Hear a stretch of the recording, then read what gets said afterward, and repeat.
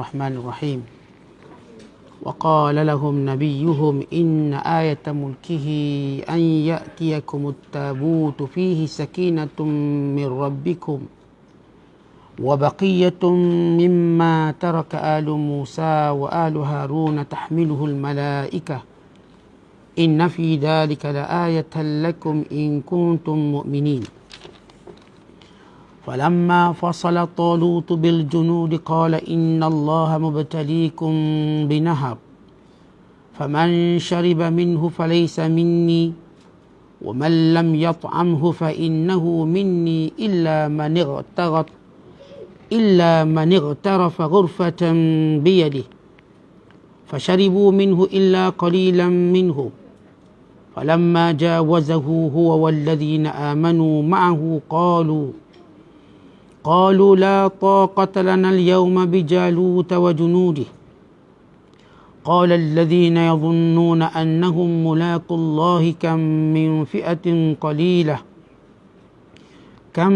فئة قليلة غلبت فئة كثيرة بإذن الله والله مع الصابرين ولما برزوا لجالوت وجنوده قالوا ربنا أفرغ علينا صبرا وثبت أقدامنا وانصرنا على القوم الكافرين فهزموهم بإذن الله وقتل داود جالوت وآتاه الله الملك وعلمه مما يشاء ولولا دفع الله الناس بعضهم ببعض لفسدت الأرض ولكن الله ذو فضل على العالمين تلك آيات الله نتلوها عليك بالحق وإنك لمن المرسلين صدق الله العظيم. Dan Nabi mereka berkata lagi kepada mereka, sesungguhnya tanda kerajaan Talut itu yang menunjukkan benarnya dari Allah ialah datangnya kepada kamu peti tabut yang mengandungi sesuatu yang memberi ketenteraman jiwa dari Tuhan kamu dan berisi sebahagian dari apa yang telah ditinggalkan oleh keluarga Nabi-Nabi Musa dan Harun. Peti tabut itu dibawa oleh malaikat. Sesungguhnya peristiwa kembalinya tabut itu mengandungi satu tanda keterangan bagi kamu jika betul kamu orang-orang yang beriman. Kemudian apabila Talut keluar bersama-sama tenteranya, berkatalah ia, sesungguhnya Allah akan menguji kamu dengan sebatang sungai. Oleh itu sesiapa di antara kamu yang meminum airnya, maka bukanlah ia dari pengikutku. Dan sesiapa yang tidak merasai airnya, maka sesungguhnya ia dari pengikutku. Kecuali orang yang mencedok satu cedokan dengan tangannya. Sesudah diingatkan demikian, mereka meminum juga dari sungai itu dengan sepuas-puasnya, kecuali sebahagian kecil dari mereka. Setelah Talut bersama orang-orang yang beriman menyeberangi sungai itu, berkatalah orang-orang yang meminum sepuas-puasnya, kami pada hari ini tidak terdaya menentang Jalut dan tenteranya. Berkata pula orang-orang yang yakin, mereka akan menemui Allah. Berapa banyak yang pernah terjadi golongan yang sedikit berjaya menewaskan golongan yang banyak dengan izin Allah. Dan Allah sentiasa bersama orang-orang yang sabar. Dan apabila mereka yang beriman itu keluar menentang Jalut dan tenteranya, mereka berdoa dengan berkata, wahai Tuhan kami, limpahkan sabar kepada kami dan teguhkanlah tapak pendirian kami serta menangkan kami terhadap kaum yang kafir. Oleh sebab itu mereka dapat mengalahkan tentera Jalut dengan izin Allah. Dan Nabi Daud yang turut serta dalam tentera Talut membunuh Jalut. Dan sesudah itu Allah memberikan kepada Nabi Daud kuasa pemerintahan dan hikmah pangkat kenabian, serta diajarkan apa yang dikehendaki. Dan kalaulah Allah tidak menolak setengah manusia yang ingkar dan derhaka, dengan setengahnya yang lain yang beriman dan setia, nescaya rosak binasalah bumi ini. Akan tetapi Allah sentiasa melimpah kurnianya kepada sekalian alam. Itulah ayat-ayat keterangan Allah yang kami bacakan dia kepadamu wahai Muhammad dengan benar. Dan sesungguhnya engkau adalah salah seorang dari rasul-rasul yang diutuskan oleh Allah.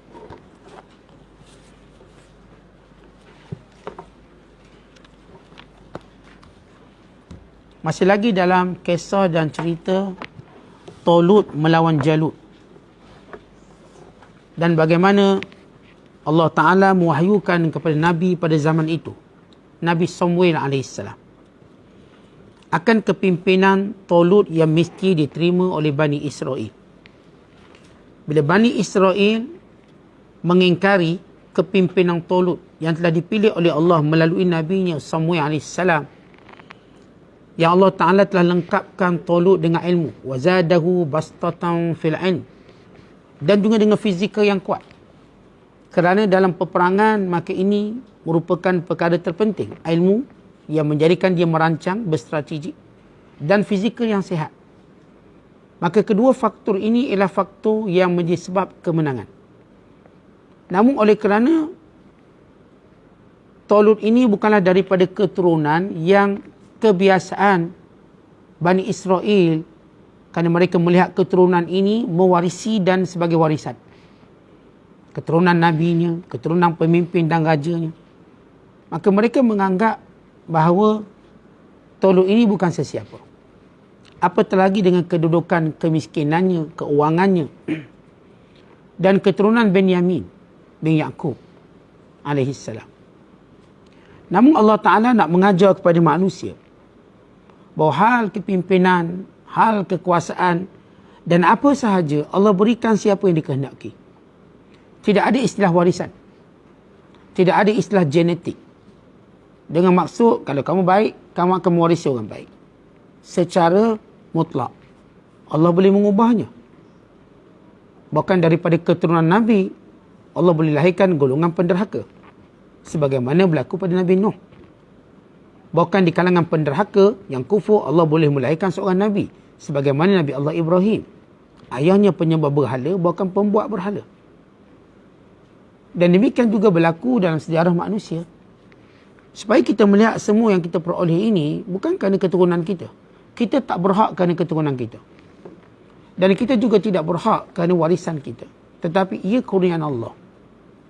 Maka pada ayat yang kita bacakan pada malam ini, 284 sehingga 252, yang menjadi penutup kepada juzuk yang kedua. Sekaligus kisah Talut dan Jalut dan lahirnya seorang pemimpin baru, iaitu Daud AS. Allah berfirman, wa qala lahum, dan telah berkata kepada mereka Bani Israel, nabiyuhum, nabi mereka, iaitu Nabi Allah Samuel AS, inna ayata mulkihi, sesungguhnya tanda dan bukti, alamat mulkihi, kekuasaan dan juga kepimpinan Talut, an ya'tiyakumut tabut, akan datang kepada kamu tabut, satu peti, fihi sakinatun min rabbikum, padanya ketenangan daripada Tuhan kamu, yakni keberkatan, wa baqiyatun, dan baki, peninggalan, mimma taraka alu Musa, apa yang ditinggalkan oleh Musa AS, wa alu Harun, dan juga Harun alaihissalam, tahmiluhul malaikah, yang akan dibawa peti ini oleh malaikat ke rumah Talut. Inna fi dhalika la ayatan lakum, sesungguhnya pada kejadian itu menjadi tanda yang jelas kepada kamu, in kuntum mu'minin, kalau benar-benar kamu orang beriman. Maka bila Nabi Allah Samuel telah menunjukkan layaknya Talut memimpin Bani Israel dengan kekuatan fizikalnya, dengan ketinggiannya, dengan ilmunya, namun mereka tetap nak bukti lain. Maka menjadi kebiasaan Bani Israel, memang mereka bila nak sesuatu, mereka nak bukti. Tapi bukan bukti untuk percaya.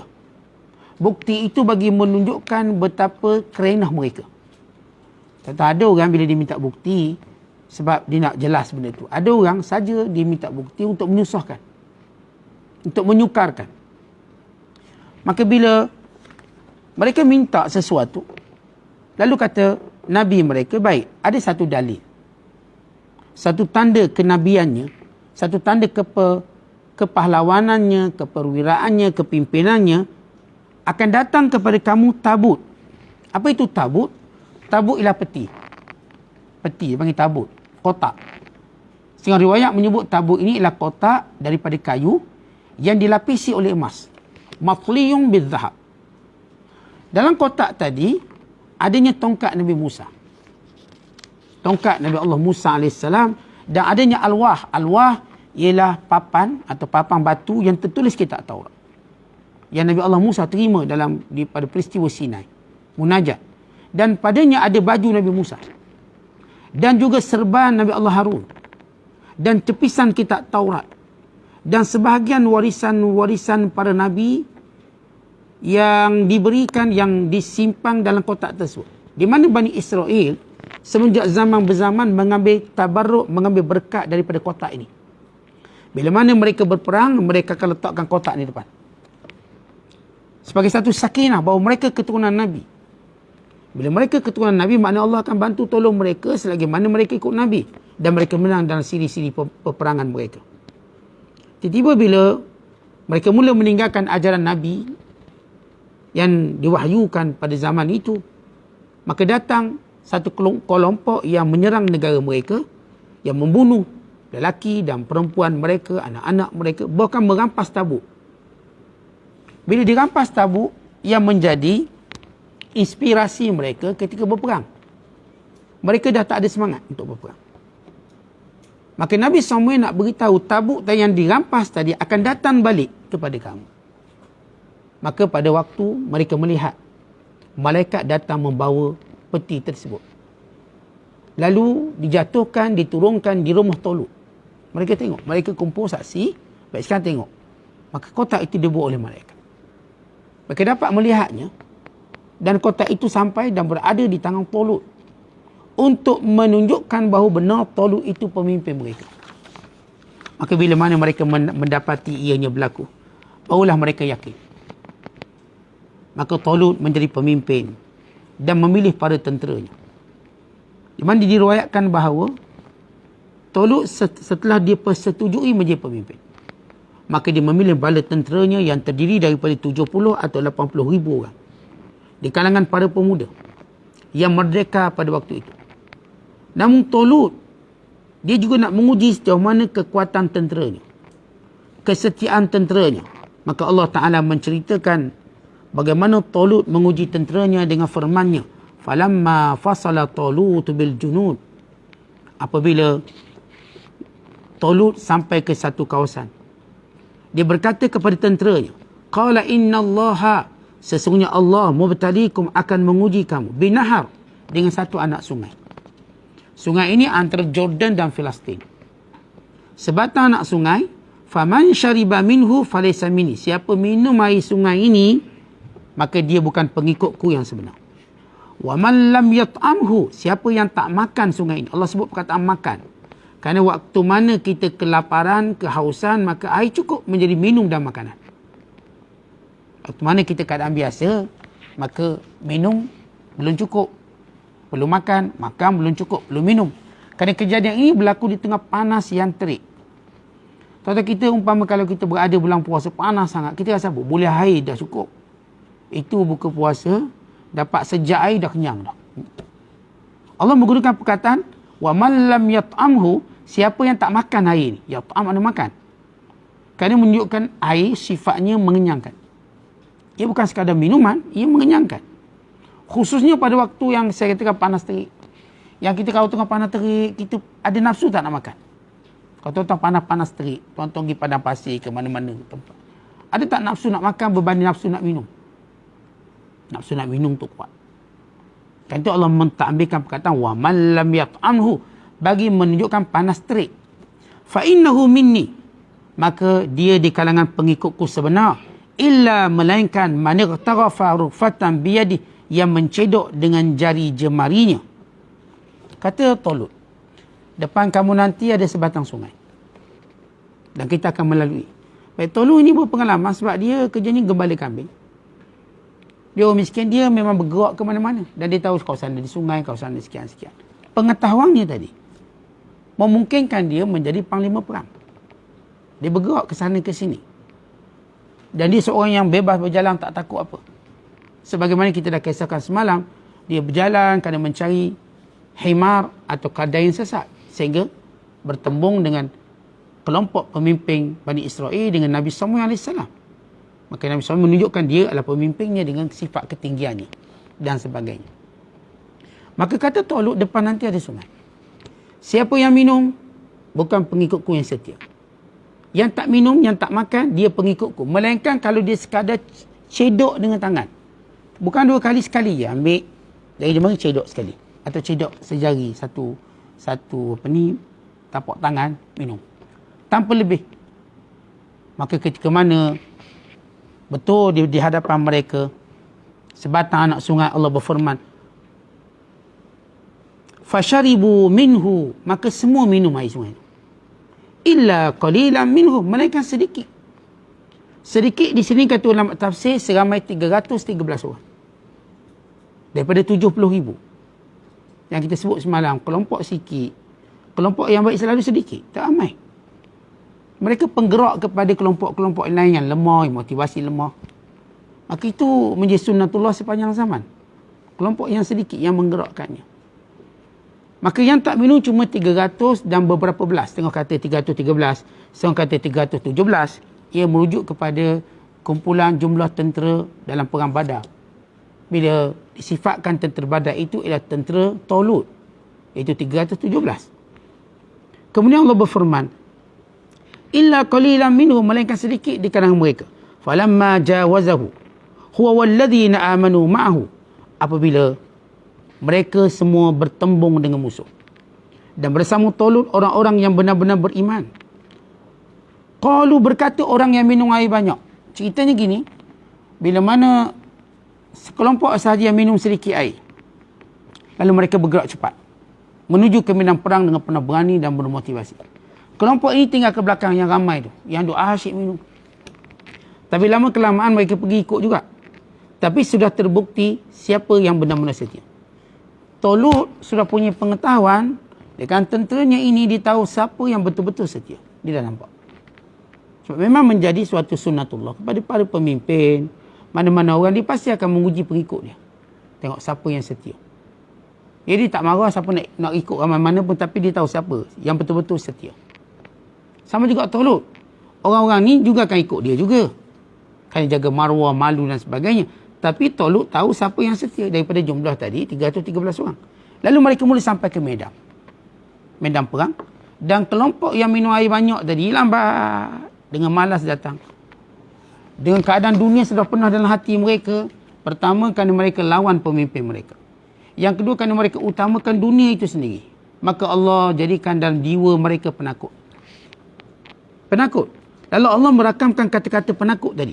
Qalu, mereka berkata, siapa yang kata ni tuan-tuan? Kelompok yang minum air.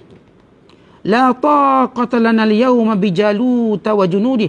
Kita tak mampu lawan tentera Jalut ramai, gagah, kuat, bersistem, nampak tegak-tegak. Kita tak mampu. Qala alladhi, dan berkata orang yang tak minum air.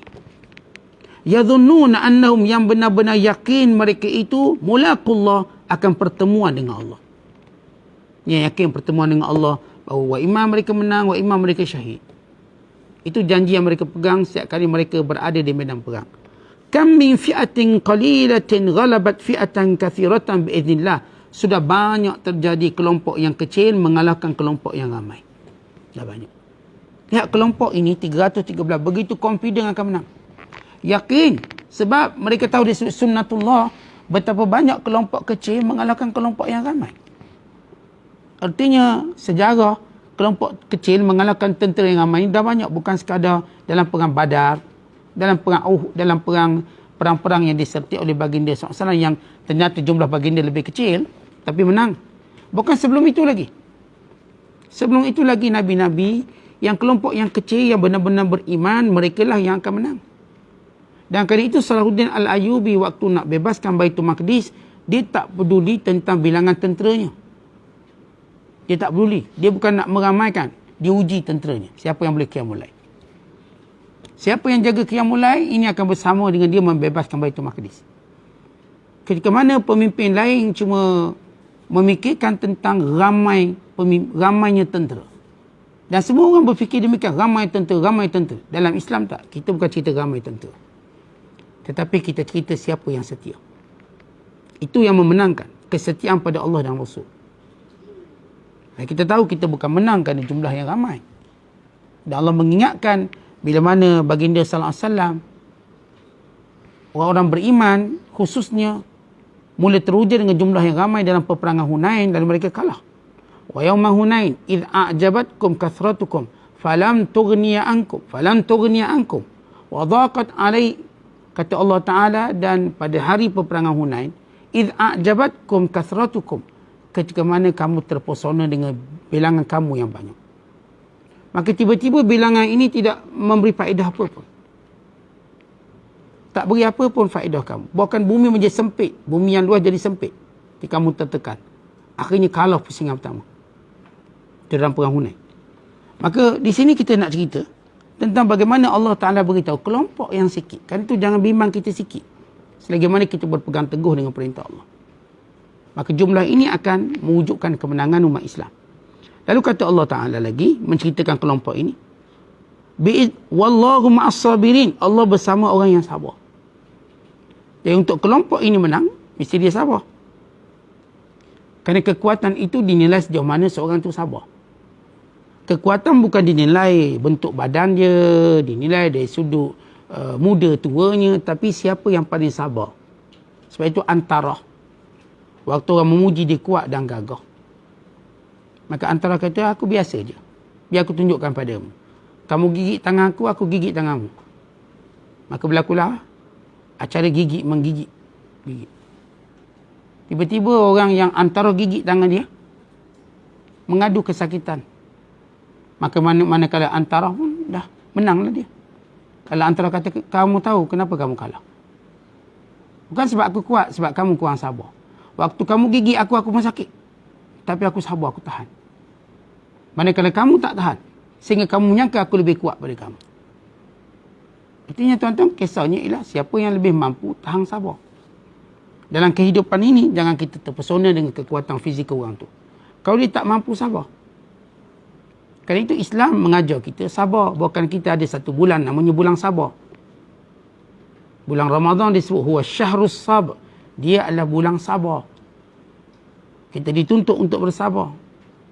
Artinya belum pernah ada dalam mana-mana agama ada bulan sabar. Mereka umat Islam. Bukan kita seringkali dalam semua ibadat-ibadat dia ajar sabar. Musim haji dia ajar sabar. Sabar. Menghadapi ujian-ujian Allah. Kita diajar sabar. Kenapa? Untuk menjadi umat yang kuat. Bersabar mendengar makian orang. Kita tidak membalas makian tersebut. Maka ini kekuatan yang Allah berikan kepada orang sabar. Walamma barazu, dan ketika mana kedua kumpulan tentera ini bertembung. Walamma barazu li Jalut wa junudihi, bertembung dengan tentera Jalut dan tenteranya. Qalu, berkata orang beriman tadi. Siapa? Yang 300 tu. Yang tu tak doa ni yang kelompok yang benar-benar. Kerana seorang bila yakin dengan Allah, maka cepat doanya. Seorang yang benar yakin pada Allah. Orang yang tak yakin dengan Allah lambat doa. Dia akan fikir usaha sana, usaha sini. Lagi tak tersepit celah pintu, baru doa. Orang yang benar yakin pada Allah dari awal langkahnya dia dah doa. Maka itu keyakinan. Kebanyakan orang yang Allah sebut dalam Quran, bila mereka dalam kesempitan baru nak doa. Kerana mereka dari awal tak yakin pada Allah. Dah tak ada dah benda yang mampu tolong mereka, baru ingat Allah.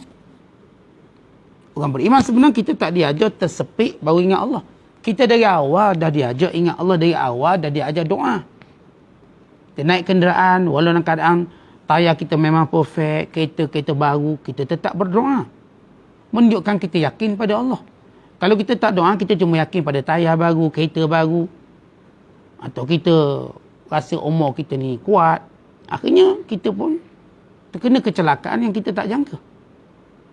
Sebab itu orang yakin, mereka sentiasa berdoa. Nak tengok orang yakin, nak tengok nilai kita yakin tak yakin. Sejauh mana doa itu berperanan dalam hidup kita. Kalau doa itu berperanan senantiasa, kita orang yakin pada Allah. Tapi kalau dalam keadaan darurat dan tersepit, maka keyakinan kita masih belum kuat. Maka Allah menyebut, mereka ini, qalu, mereka berkata, Rabbana afrigh alaina sabra. Ya Allah, penuhkan jiwa kami dengan sabar. Wasabbit aqdamana, tetapkan pendirian kami. Tapak-tapak kaki kami. Wansurna, dan tolong kami. Alal qaumil kafirin, atas kaum yang kafir. Yakni tentera Jalut. Jalut dan tenteranya. Fahazamuhum, lalu mereka, yakni tentera Talut, mengalahkan mereka semua. Yakni tentera Jalut. dan pada tenteranya. Biiznillah, dengan izin Allah. Tuan-tuan perhatikan Allah sentiasa menggunakan perkataan biiznillah, dengan izin Allah. Dengan izin Allah. Supaya semua kita tahu apa yang berlaku dengan izin Allah. Dengan izin Allah inilah menjadikan kita orang Islam tak berani, kita tak akan cakap besar. Sebab dengan izin Allah. Dan dengan izin Allah inilah orang Islam meletakkan pergantungan kepada Allah. Izin Allah. Setiap kali kita bercakap, kita akan sebut biiznillah atau insya-Allah. Sama ada menggunakan kalimah biiznillah atau insya-Allah. Walaupun pula dalam percakapan kita sebut insya-Allah. Antara lafaz yang boleh kita gunakan juga ialah biiznillah. Okey, saya jumpa awak esok biiznillah, dengan izin Allah. Biasa kita akan sebut jumpa esok insya-Allah. Ya, insya-Allah. Boleh juga menggunakan perkataan biiznillah. Boleh saya jumpa esok biiznillah. Saya biiznillah esok bawa makanan. Biiznillah. Dengan izin Allah. Saya biiznillah akan tolong awak esok. Sama juga kalimah kita sebut. Saya insya-Allah akan tolong awak. Jadi insya-Allah boleh, biiznillah pun boleh. Semua lafaz ini warid disebut dalam Quran. Wa qatala Dawud Jalut, dan Nabi Allah Daud membunuh Jalut. Tiba-tiba keluar Daud. Tuan-tuan kena tengah cerita Toluk dan tenteranya, Jalut dan tenteranya. Tiba-tiba keluar satu figure, satu nama hebat. Iaitu Nabi Allah Daud AS. Baik, kenapa keluar nama Nabi Daud? Kenapa diakhirkan keluar Nabi Daud ini? Tidak daripada awal disebut bahawa dalam bala tentera itu adanya Daud. Kenapa tak sebut dari awal? Bahawa Tolut bersamanya Daud. Falamma fasala Tolut wa Daud. Tapi Daud ini tiba-tiba keluar menjadi hero dalam medan peperangan. Kerana yang pertama, Daud asasnya bukanlah tentera yang mengikutinya. Bukan ini tentera di awal sebab Nabi Allah, kerana Tolut memilih tentera-tentera yang kuat. Tentera-tentera yang gagah. Maka Daud ini kata ulama-ulama, dia bersama dengan tentera Tolut kerana dia mengikuti abang-abangnya yang pergi berperang. Dia nak ikut abang-abangnya dan dia seorang pengembala kambing. Nabi Daud ni pengembala kambing. Sebagaimana kebanyakan para Nabi yang alaihimussalatu wassalam, mereka ini ialah pengembala kambing. Maka Nabi Daud, dia ikut. Dan dia ni ada 7 beradik. Kalau mengikut sirah ataupun sejarah, Nabi Allah Daud AS dia ada 7 beradik. Dan dia waktu itu masih lagi kecil, pengembala kambing, dan tak ada pengalaman peperangan. Tetapi ayahnya hantar dia untuk memaklumkan berita tentang 3 orang saudara yang turut berperang. Jadi dia ada 7 beradik, tapi 3 pergi perang. Ayah dia ni soleh, baik. Ayahnya hantar dia sebagai nak tengok abang-abang ni pergi perang ke cabut lagi. Nak tengok keberanian abang-abangnya. Maka tiba dalam peperangan tadi, Jalut, kerana dia sombong, dia ego, dia gagah, dia cabar siapa yang boleh lawan dia. Maka semua tentera Bani Israel ketika itu takut. Tolut berfikir, kalau dia lawan, kemudian dia mati, maka kepimpinannya habis. Sedangkan perang pun belum bermula. Dia cuma cabaran demi cabaran. Sebab dalam kaedah cabar perang, yang ketua berstrategi, mereka tak mungkin gamble untuk berperang. Artinya lawan seorang-seorang, dia akan suruh tentera lain. Kenapa? Ini strategi. Sebab bila terus ketua mati, tu game over. Di mana Jalut tersilap langkah. Bila dia minta mubarazah, dia patut hantar tentera dia. Tapi kerana dia terlalu overconfident bahawa dia boleh menang, dia sendiri keluar mencabar siapa boleh lawan aku. Kalau kita lihat strategi perang, mana-mana bos utama dia tak akan ke hadapan. Supaya perang itu boleh terus ditarik panjang. Dalam perang Badar sebagai contoh, Abu Jahal dia tak pergi lawan, dia suruh orang lain lawan. Seorang sama seorang. Maka berlawanlah dengan Hamzah, berlawanlah dengan Abu Ubaidah, berlawanlah dengan Ali bin Abi Thalib. Seorang lawan seorang. Dan Rasulullah juga tidak keluar berperang, kerana itu strategi penting. Tapi Jalut kerana disombong sangat, dia pun keluar sebagai kepala tentera mencabar.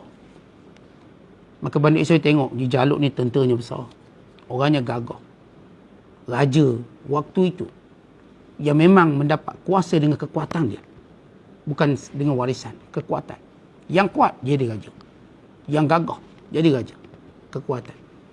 Maka ketika mana dicabar, maka Nabi Allah Daud AS bersetuju untuk lawan. Tak tahu oleh kerana tak ada orang berani lawan, cuma tinggal Nabi Daud yang berani lawan. Dan keadaan Nabi Allah Daud AS masih kecil. Masih kecil. Maka dia pun, Nabi Allah Daud pergi kepada Talut meminta izin untuk lawan dengan Jalut, yang merupakan ketua tentera kepada tentera Amalikah. Nama tentera Jalut ini tentera Amalikah, maksudnya tentera gergasi, orang besar-besar. Disebut juga sebagai tentera Palestin, orang Palestin besar-besar. Lalu kata Talut, kamu tak mampu lawan dia, kamu kecil. Itu besar, kuat.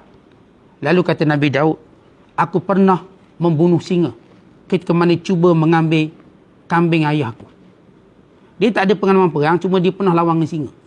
Dia kata dulu, masa ada singa cuba makan kambing aku bunuh singa tu.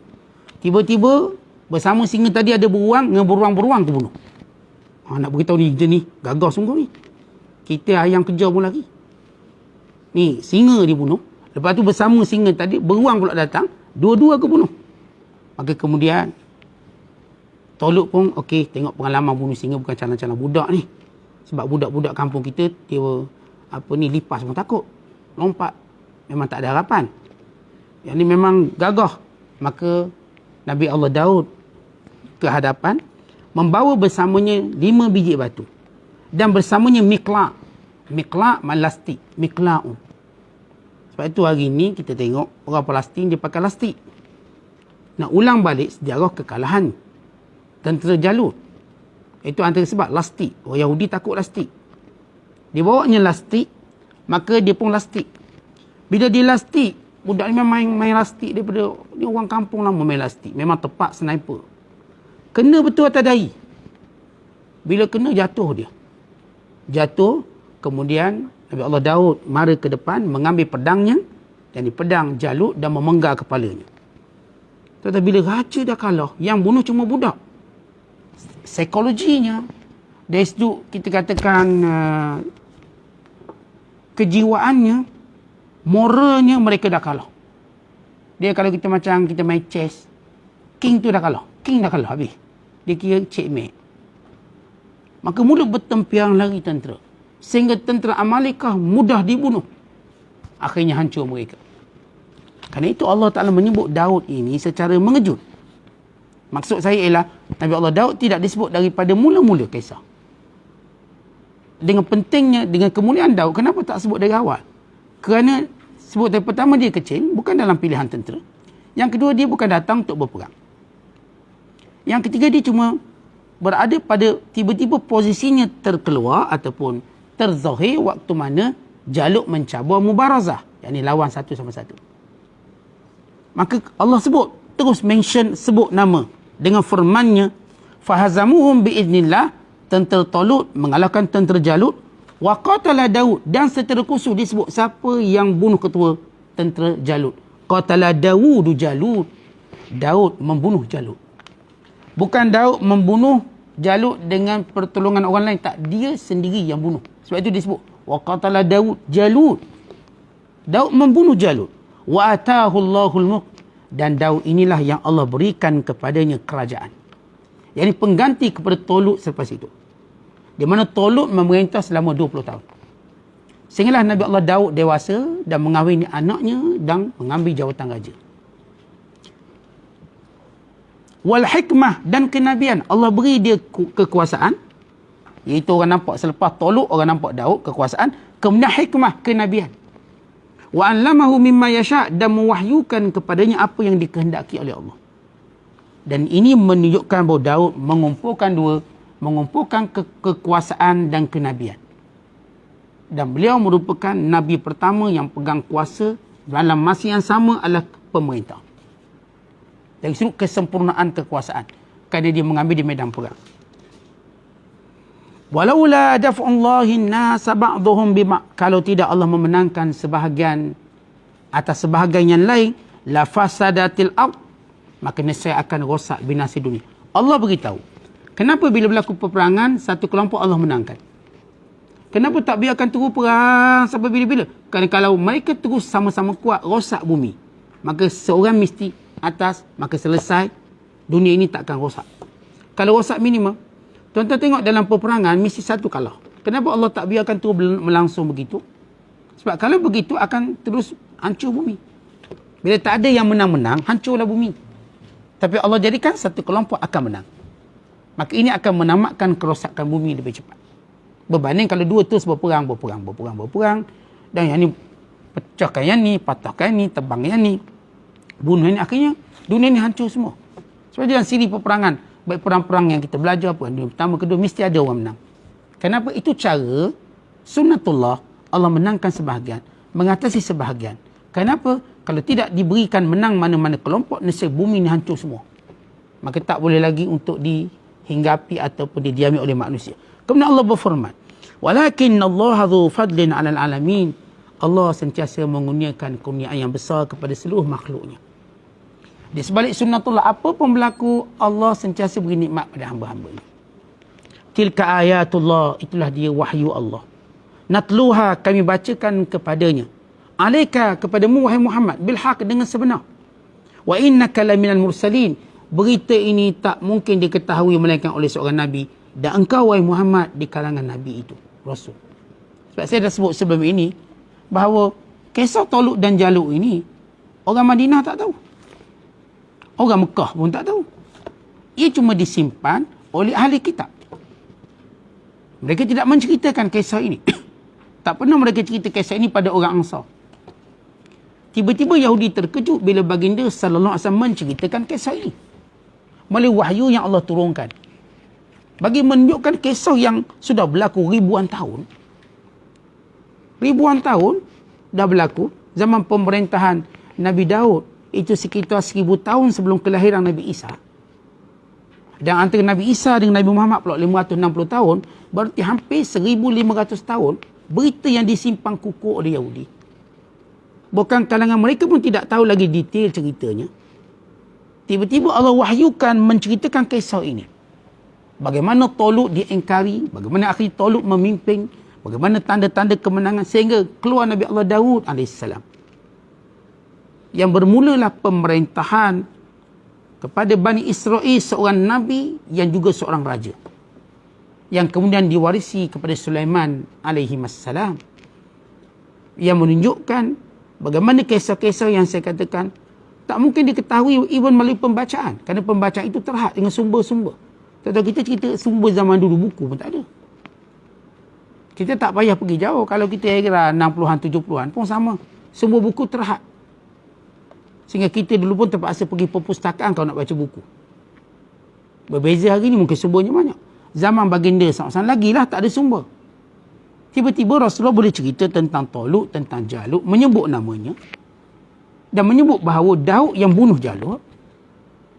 Bukan diceritakan tentang Jalut cuma kalah semata-mata. Tapi diceritakan ada satu peribadi, seorang Nabi. Kerana orang-orang Yahudi, tuan-tuan, menyatakan Daud, atau disebut David. Daud dalam bahasa Ibrani maknanya mahbub, yang disayangi. Dia disayanglah sebab dia berjaya mengalahkan musuh. Mahbub.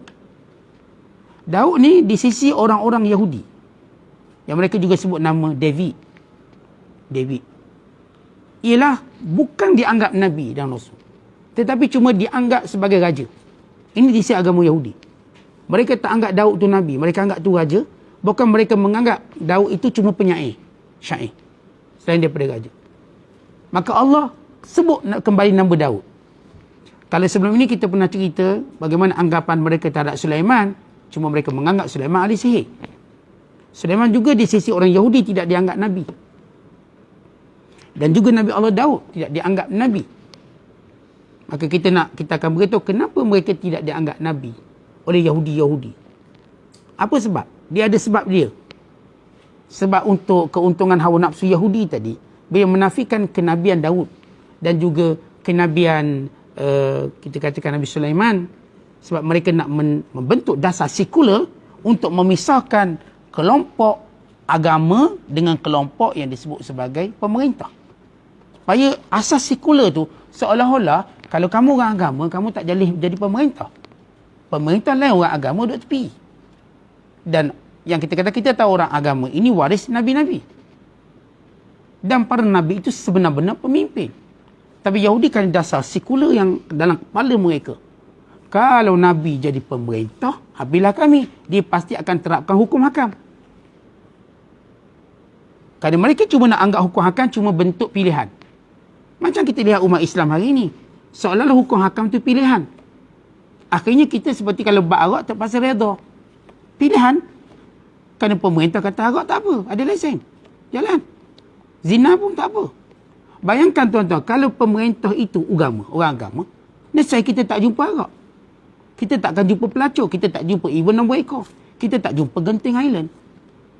Kita tak jumpa benda ni. Sebab itu Yahudi nak amalkan dasar ini. Yang juga mempengaruhi sebagian orang Islam. Supaya agama jangan campur politik. Sebab mereka tidak mahu bahawa hukum hakam agama terus terlaksana secara politiknya. Maka mereka rasa rugi pelaburan, rugi itu, rugi ini. Itu juga yang mula-mula dikendaki oleh Yahudi, sebab itu mereka menafikan. Daud itu Nabi. Dan Sulaiman itu Nabi. Wahlah ia Nabi. Itu antaranya. Nanti kita akan sebut lagi apa sebab-sebabnya lain. Kenapa mereka tak nak sangat ngaku. Dan inilah cerita umum pada kisah Toluk dan Jalut. Memang kita katakan ada cerita detail yang disebut oleh sejarah. Banyak kitab tafsir, banyak kitab sirah. Tapi kita tidak bahas, tak memanjangkan kisah tadi. Yang kebanyakannya bersifat Israeliat. Boleh nak cerita panjang, sungai itu macam mana. Kita boleh cerita tentang bagaimana Toluk itu dikahwin, kisah dalam gua. Kisah-kisah banyak yang lebih kepada yang tak disebut dalam Al-Quran, maka kita tidak menyebutnya. Kerana kita melihat kepada mesej yang paling penting yang Allah nak sampaikan. Bila Allah tutup dengan ayat ini, wa innaka laminal mursalin wahai Muhammad. Ini membuktikan kamu di kalangan Rasul dengan cerita ini, dengan kisah ini. Wallahu a'lam bissawab. Assalamualaikum warahmatullahi wabarakatuh.